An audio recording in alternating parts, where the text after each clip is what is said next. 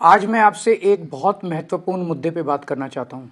मैं जहाँ भी जा रहा हूँ लोग मुझसे एक ही बात कह रहे हैं, केजरीवाल जी वोट तो आपको देते हैं, पता नहीं जाता कहाँ है। केजरीवाल जी ये मशीनों को संभाल लेना, ये मशीनें बड़ी गड़बड़ हैं, इन लोगों ने मशीनों में बहुत गड़बड़ कर रखी है। मैं दिल्ली की जनता को कहना चाहता हूँ कि मेरे को सूत्रों से पता चला है कि मशीनों से ये 10% वोट की गड़बड़ कर सकते हैं। आप इतना जम के वोट देना, इतना जम के वोट देना, एक एक झाड़ू का वोट डालने के लिए निकलना चाहिए कि अगर हमारी 15% की लीड हो गई तो 5% से जीत जाएंगे, 10% के ऊपर की लीड दे देना हर जगह। इतना जम के वोट डालना, इतना जम के वोट डालना कि इनकी मशीनों के ऊपर हम जीत जाएं। यही एक तरीका है मशीनों से पार पाने का, कि आप खूब जम के वोट डालो।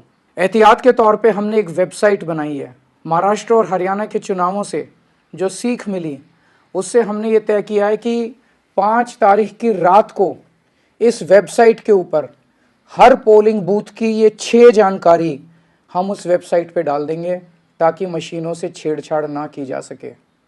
नंबर 1, उस पोलिंग बूथ का नाम या नंबर क्या है। नंबर 2, उस पोलिंग बूथ का प्रिसाइडिंग ऑफिसर कौन है, उसका नाम। नंबर 3, कंट्रोल यूनिट का आईडी क्या है, जो कंट्रोल यूनिट है उसका आईडी क्या है। नंबर 4, उस बूथ पे रात तक अंतिम तक टोटल कितने वोट पड़े।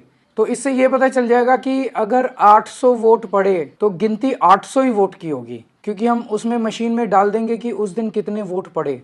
कई जगह आरोप लगता है ना कि वोट तो पड़े 600, गिनती हो गई 800 वोट की, तो वो नहीं हो पाएगा। हम 5 तारीख की रात को सारा डेटा वेबसाइट पे डाल देंगे।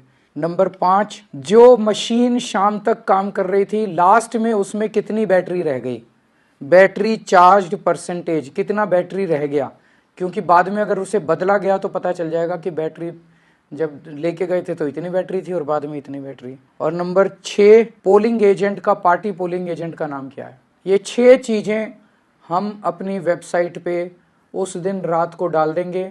अगर इन्होंने काउंटिंग वाले दिन गड़बड़ की तो हम मैच कर सकते हैं कि डाला तो ये था हमने और इनकी निकला ये, इसका मतलब गड़बड़ है। तो हमें सबको मिलके इंश्योर करना है कि जो ये गड़बड़ें करते हैं वो दिल्ली के चुनाव में हम गड़बड़ सारे मिलके उसको रोक सकें। अंत में फिर से मैं ये कहना चाहता हूँ कि एक एक वोट पड़ना चाहिए। अगर हमें ईवीएम का खेल, इनका हराना है इनको ईवीएम के खेल में, तो एक एक वोट झाड़ू का पड़ना चाहिए।